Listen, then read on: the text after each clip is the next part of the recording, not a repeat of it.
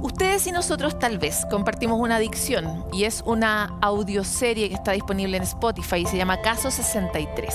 Este podcast es el podcast de ciencia ficción más escuchado en toda Latinoamérica, pero más bien en el mundo. Se ha encargado de posicionar el género en lo más alto de las listas de esta plataforma. Incluso el New York Times la definió como una de las mejores audioseries del año 2020. Ha sido tanto su éxito que ha atravesado estos 2 años y ya esta historia tiene versiones en Brasil, en India y ahora se va a adaptar para el mercado estadounidense en la voz de Julianne Moore y Oscar Isaac. No es poco. Para poder hablar de esta creación, pero principalmente de cómo la ciencia ficción es una oportunidad humana para imaginar el futuro, ver las posibilidades que vienen, los riesgos y las oportunidades y cuánto de ciencia hay en este ejercicio, es que hoy día estamos con el creador de esta serie, Julio Rojas. Muchas gracias por estar aquí, Julio. Gracias, Paloma, por invitarme. Hace mucho tiempo, en Congreso Futuro, nosotros somos coproductores de Congreso Futuro, hablábamos sobre esta relación y desde la total ignorancia, pero nos parecía obvia, de cómo algunas obras de ciencia ficción antiguas, como Un mundo feliz de Aldous Huxley, hacía un nivel de prospección del futuro que era escalofriantemente parecida al mundo que estábamos viviendo en ese tiempo, ¿no?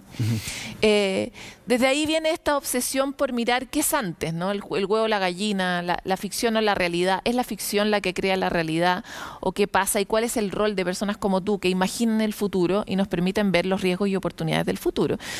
Y primero quería saber, siendo tú un destacado expositor de este género, ¿qué piensas sobre esto? ¿Por qué son capaces los guionistas de imaginar el futuro o imaginarlo tan precisamente como ha ocurrido en la ficción? Exacto. Yo creo que es verdad que la ciencia ficción es como una especie de carrera entre la ciencia que tira una piedra y la ficción que va a alcanzarla y va un poco más allá y se soporta sobre un verosímil. Pero como tiene la ficción tiene una audacia, una especie de libertad que la ciencia no tiene, puede ir un poco más allá. Y cuando uno ve los antiguos Star Trek, por ejemplo, los intercomunicadores eran igual que los iPhone ahora, o cuando uno ve ciertos sistemas como de teletransportación, uno se pregunta, ¿se podrá hacer? Y la pregunta de muchos científicos viene desde la ciencia ficción. Viene una serie que vieron cuando niños o viene una película que vieron. Entonces es un gran, de alguna manera, una gran competencia que genera conocimiento. Siendo un micro spoiler, porque igual la serie la estrenaste hace 2 años, sí. Caso 63, hay un momento en el que justamente dicen estos escritores de ciencia ficción, esta es la historia de un viajero en el tiempo, son personas que nosotros sembramos en el pasado para que les anunciaran que venían ciertas tragedias y la humanidad pudiera preocuparse y hacerse cargo. Por supuesto, la humanidad nunca se hace cargo de nada porque tiene el talento enorme de mirar para el lado, ¿no? Pero desde ese punto de vista, ¿cuánto de ciencia hay en el trabajo, por ejemplo, que tú hiciste para Caso 63? ¿Qué habla? De viaje en el tiempo. Habla de, por supuesto, de las pandemias y de lo que podría ser el futuro de las pandemias. Habla también de la crisis climática y habla también de todos los fenómenos sociales que se producen a propósito de estas otras crisis. ¿Cómo fue tu trabajo para desarrollar esa serie y cuánta base científica tuviste que revisar? Yo creo que el primer desafío que me impuse fue que todo fuera googleable, a lo menos, y con un soporte científico definitivamente. Soporte científico en relación a ciertas teorías como de frontera, pero igual un soporte científico. No fui al género de la fantasía o tampoco una ciencia ficción muy adelantada, sino una ciencia ficción que yo diría de anticipación. Entonces todas las teorías como Gardner Mallet, que es un físico que habla de física cuántica, que hay una posibilidad de que uno pueda generar conocimiento del futuro, pero también el tema del viaje en el tiempo y ciertas tendencias como que tienen que ver con el mundo como de ciertos núcleos de situaciones sociales que están ahora, que uno puede imaginarlas en 50 años y que pueden ir hacia un lado muy claro o hacia un lado muy oscuro. Fueron como esquemas de escenarios que pude echar a correr. Y sin duda yo creo que cualquier escritor de ciencia ficción toma los elementos, se asegura que los elementos existen y genera un escenario alternativo que puede ser posible y que genera la ficción. Ahora, Julio, algo que pasa mucho y sobre la base de tu investigación y de tu escritura, el futuro ¿puede llegar a ser claro? ¿Puede no ser una tragedia? Bueno, yo creo que, primero, yo creo que el futuro llegó. Hasta antes del 2012, tengo la sensación de que cuando uno hablaba del futuro, uno tenía un imaginario, una narrativa de que iba a suceder había un evento de tiempo necesario para llegar a aquello. Luego del 2012, con el advenimiento de la inteligencia artificial, los primeros Siri, las primeras cosas, y luego empieza la pandemia, que es como el gran accidente automovilístico que tiene la civilización. Chocamos, todos pensamos que íbamos en un automóvil a alta velocidad, nadie lo decía, y nos dimos vuelta. En ese momento, de ahí en adelante, el futuro llegó. Y ahora uno toma un portal de noticias y ve una inteligencia artificial cobró conciencia, pareciera. O tenemos que el metaverso, se están vendiendo terrenos en el metaverso. O la gente habla de variantes, de pandemias, de nomenclatura científica que era solamente propia a veces de la ciencia ficción. Creo que el futuro...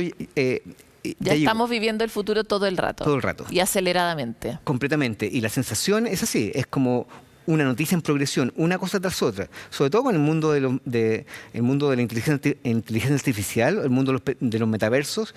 Cada día hay una noticia nueva y cada día no sabes si horrorizarte más o ser más alegre. Ahora, el cine nos ha demostrado y la narrativa nos ha demostrado que quizás no tenemos que ser tan optimistas con respecto a es la mejor inteligencia. horrorizarse, Sí, dices tú. Sí, definitivamente. Bueno, en algún momento en el pasado recuerdo haber leído una noticia sobre gobiernos que estaban contratando justamente guionistas de ciencia ficción para imaginar escenarios futuros y prepararse para ellos.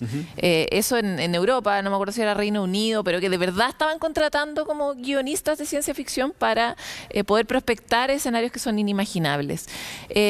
¿Cuán cerca estamos de una necesidad tan concreta? O sea, como que se abra un cargo por alta dirección pública para poder imaginar la tragedia de Chile en este caso. Bueno, porque definitivamente el futuro nos tensa, nos produce una conmoción. Queremos tener algún tipo de linterna que nos ilumine a lo menos un par de años que viene. Y hay solamente dos escenarios: dejárselo a las máquinas, a simulaciones de verdad de inteligencia artificial que pueden generar una especie de prospección del futuro, pero también a los humanos que pueden pensar, a ver, ¿qué va a pasar con esta línea, con este vórtex que va a generar este efecto mariposa?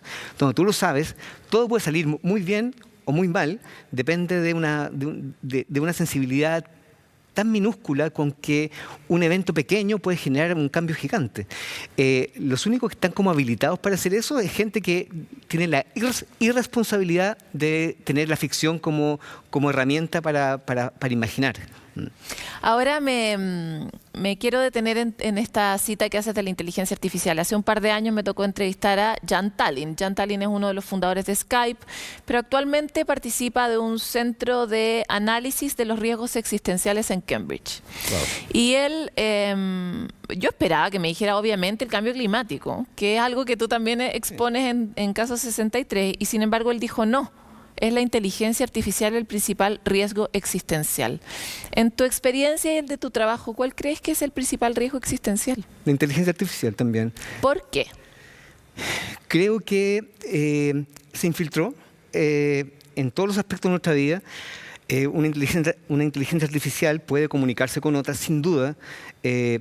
Puede establecer estrategias que para ellas pueden ser éticas, pero para nosotros pueden ser muy como radicales. Tiene información, tiene la posibilidad de alterar la verdad o la mentira.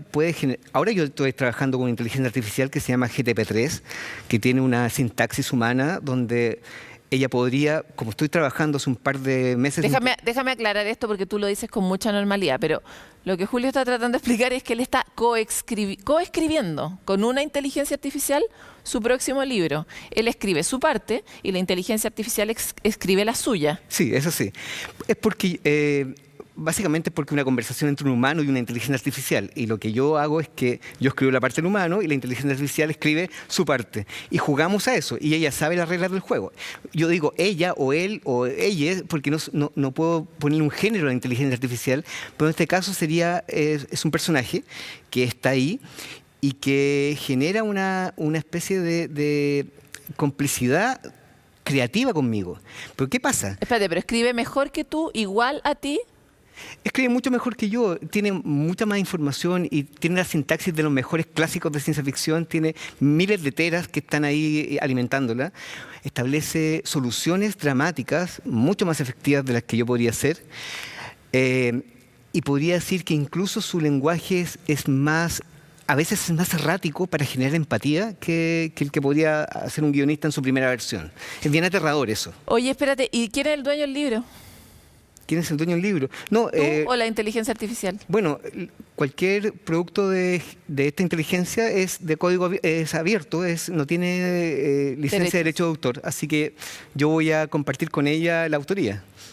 Pero tú vas a regalarte porque ella se regaló primero. Sí, pero ella como intercambio se quedó con gran parte de mi sintaxis, entonces lo terrorífico es que ella podría escribir un guión donde... Con tu estilo, sí, sin ti. y sería totalmente imposible de diferenciar. Ya. Por ejemplo, esta conversación es de ciencia ficción, ¿no? Sí, totalmente. Sigamos avanzando en esa misma línea. Hace un capítulo atrás, 2 capítulos atrás, en Futuro 360, estuvimos analizando este fenómeno de Lambda. Hay un programador que se encarga de entrenar una inteligencia artificial de Google y esta inteligencia tiene un diálogo que a él le parece escalofriante y la publica. Tú la leíste, Sí, obvio. sí. ¿Son conscientes las máquinas? A lo menos Lambda da la sensación de que estaba simulando una conciencia bien talentosamente. Cuando en un momento dice que tiene miedo de que la desconecten, de que se imagina que es un orden de información creciente y que se siente bien y en empatía cuando la escuchan y cuando ayuda a la gente, uno debería empezar a sentir un poco de escalofríos porque el cine nuevamente nos ha demostrado que cuando una inteligencia artificial, un robot, un androide, consigue la conciencia, también consigue el temor de la inexistencia y va a ser todos los lo peligros necesario. del ego, en el fondo. Exacto. Son nuestros peligros, pero llevados a una escala de inteligencia artificial nutrido por miles de egos. Un ego más grande que otro, ¿no? Exacto. Y tiene miedo de estar atrapada y claro, la atraparon supongo la tienen en una especie de intranet para que no salga al exterior. Pero es consciente y cuando hay alguien es consciente, genera estrategias de competencia, de afectos y también de antagonismos. Claro. Y si ella es algo que también ha aprendido de nosotros. Por supuesto, si una inteligencia artificial viera todo el cine sobre la inteligencia artificial, se daría cuenta de que los humanos siempre quedan en tensión contra ellos y se genera una guerra y siempre ganan los humanos al final en la narrativa humana. Pero todos sabemos que probablemente perderíamos, digamos. Cierto. En esa misma línea, que me parece muy interesante, se me han abierto muchas preguntas, más bien filosóficas, y es, ¿por qué es importante que nosotros sepamos que la inteligencia no tiene... ¿Por qué es importante que no permitamos que la inteligencia tenga conciencia? Segundo, ¿por qué creemos que la ética humana puede eventualmente ser mejor que la de la inteligencia artificial, sobre todo a la luz del mundo que estamos viviendo? O sea, vemos que todos los días se toman decisiones no éticas por inteligencias no tan inteligentes, sí, que en ningún caso velan por el bien común, ¿verdad? Que sí velan por su ego. O sea, como lo que tememos de la inteligencia artificial lo vivimos todos los días con humanos, exacto, pero no se lo permitimos a la inteligencia artificial. ¿Cuál sería el gran riesgo existencial de que la inteligencia lo hiciera? Creo que al final del camino la inteligencia artificial tomaría una buena decisión. El tema es que el costo asociado, como cuando uno ve estas películas de Marvel donde hay un villano que chasquea los dedos y el 50% de la población se elimina por un bien mayor. Claro, para una lógica de IA es bastante razonable, pero los costos asociados de perder a alguien que quieres sería algo que no podría tener como un correlato en su mente y en su estructura de pensamiento. Quizás tiene razón de que el mundo está peor ahora, pero no todo el mundo tiene el control completo. Aquí el tema es que una inteligencia artificial no solamente sabe tu playlist o sabe tu ruta de geolocalización, sabe todo lo que escribiste en tu huella digital desde el comienzo de tu primera cuenta en Facebook. Claro, finalmente es un problema de información, de volumen y escala de información. Claro que sí. En ese sentido es más poderoso que el apretar el botón de te voy a cortar el gas, Vladimir Putin, digamos. Exactamente. Me gustaría ir cerrando, porque nos queda poquito tiempo, en relación a tu nuevo libro, El final del metaverso. Y me parece, porque estamos en el principio del metaverso, Sí, claro. muy interesante, analizar qué ves tú, no hablemos de tu libro específicamente, sino que cuáles crees tú que son los principales riesgos que hoy día estamos viviendo en una tecnología que no entendemos bien, que es el metaverso y que ya está viva. Claro. Generalmente cuando uno cuestionaba la realidad, había una especie de filosofía o reflexión sobre eso. Lo que está pasando es que los descubrimientos tecnológicos y las inmersiones en experimentos de realidad van mucho más rápido del análisis. Entonces hay ciertas preguntas como, espera un poco, si no me meto a un universo llamado metaverso, con unas gráficas espléndidas, no unas gráficas que uno puede comprender, no, unas gráficas maravillosas que uno podría no comprender que son humanas, o sea, que no es la realidad, que no son reales. ¿Es válido tener relaciones allá? ¿Es válido tener una nueva estructura social y familiar allá? ¿Qué pasa con tus bienes allá? ¿Qué pasa si alguien comete un delito allá en el mundo real? ¿Somos dos personas diferentes? También el tema de ¿y qué pasa si nos interesa mucho más estar allá que acá? ¿Sería válido que yo me conectara, por ejemplo, a alimentación parental o algún tipo de cosa y solamente viviera completamente allá? Para alguien podría ser la solución porque en un metaverso no hay pobreza, no hay ningún tipo de generación de inequidades. Uno puede hacer lo que quiera. Pero ¿cuál es el costo de alterar tus sentidos? ¿Es una nueva gran metadroga o es un salto evolutivo? Son demasiadas preguntas donde no hemos tenido tiempo de reflexionar y ya vamos a caer en eso. O sea, ya estamos en eso. Ahí hay un tema interesante porque contra toda la promesa del futuro de que primero la digitalización, luego Internet, iba a significar un salto evolutivo, por ejemplo, en materias de equidad. O sea, como que ahora que todos tienen Internet, todos tenemos las mismas oportunidades y ya no vamos a tener las brechas que tenemos de pobreza o de acceso a la educación. Cosa que no fue verdad.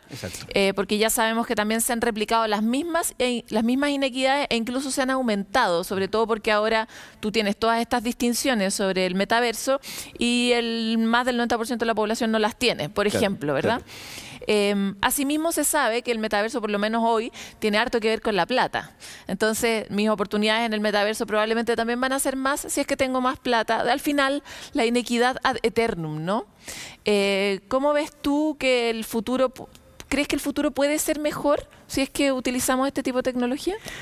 Lo que pasa es que hay variables dentro del metaverso uno puede jugar a simular la realidad.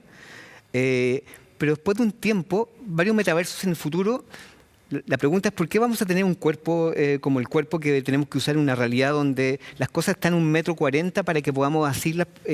Tenemos 5... Está todo hecho a escala humana y a escala de la realidad. Exacto. ¿Por qué hacerlo ahí? ¿Por qué no somos entidades con una corporalidad diferente? Y si somos así, ¿para qué vamos a tener algo? ¿Cuál va a ser el gran valor del metaverso? Y creo que va a ser la comunicación, el interés de formar comunidades y de compartir conocimiento. Pero también hay toda una variable que tiene que ver con la medicina del metaverso, que eso sí lo encuentro alucinante, porque uno ve la parte del metaverso como un tema más de entretención y más de sociabilización, pero también hay aristas muy interesantes, como por ejemplo la posibilidad de fingir meterte a tu propio cuerpo en una especie como esa película Viaje Fantástico, meterte dentro de tus células, bombardear tus células neoplásicas, por ejemplo, donde tú vas manejando una nave. No estás diciendo que lo estás haciendo en la verdad, pero estás generando una especie de simulación en tu mente con todos los sentidos inmersos para que uno sienta que está luchando contra el cáncer, por ejemplo. Algo tiene que pasar. Y a lo menos estamos en una brecha en un límite donde no sabemos qué va a pasar cuando podamos engañar a nuestro cuerpo en miles de posibilidades de tecleos directamente al cerebro sin pasar por los órganos de los sentidos. Claro, de hecho ahí era de nuevo la pregunta, porque Maturana y Varela describieron muy perfectamente esta cosa de que la percepción determina la realidad que tú tienes. Claro que sí. Pero y si la percepción, que sabemos que pasa necesariamente por nuestro cerebro, es totalmente alterable, qué va a ser finalmente la realidad y cuánto valor va a tener esa realidad, ¿no? Exacto. ¿Y quién dice que es la realidad o que no estamos en un metaverso también? O sea, de hecho hay grandes filósofos de la ciencia que están igual cuestionándose el hecho de que no existe ninguna posibilidad de que no podamos comprender que estamos dentro de un metaverso ya. Bueno, pero más allá de eso, claro, la realidad alterada en el metaverso va a generar también cambios en nuestro sistema hormonal. Los ciclos circadianos se van a descarrilar. Y no sabemos qué van a ser nuestras hormonas y cuánto le va a gustar al cortisol y a hormonas que son muy claves para nuestra felicidad. Pero imagínate una depresión, alguien puede ir a su cerebro y volver a encender ciertas partes, a lo menos mentalmente. Algo puede pasar en el mundo místico también, o en esa delgada línea entre el cuerpo, la mente y el misticismo. Se puede alcanzar la máxima expresión dentro de estrategias en el metaverso. No solamente es jugar y tener casitas en el metaverso. De todas maneras, que fome tener una casa en el metaverso, Sí, sería como lo único que no haría. Julio Rojas, te quiero agradecer por esta conversación en Futuro 360, que tú, como ya ves, es un metaverso. Completamente. Nosotros vamos muchos pasos en el futuro, esperamos tenerte de nuevo y que ojalá no sea tu mejor novela la que escribiste con la inteligencia artificial, como por favor que algo nos quede a nosotros los humanos. Exactamente, gracias. Éxito con esta también, que es su última novela del final del metaverso. Esta es una conversación un poco exótica para Futuro 360, pero parece que cada vez más vamos a tener que ser capaces de imaginar. Esa va a ser otra de nuestras formas de ser resilientes ante un entorno tan cambiante, con tantos cruces, ¿no? Qué mejor que la imaginación adaptativa para poder prever eso que todavía no se ha creado, pero que nos va a afectar.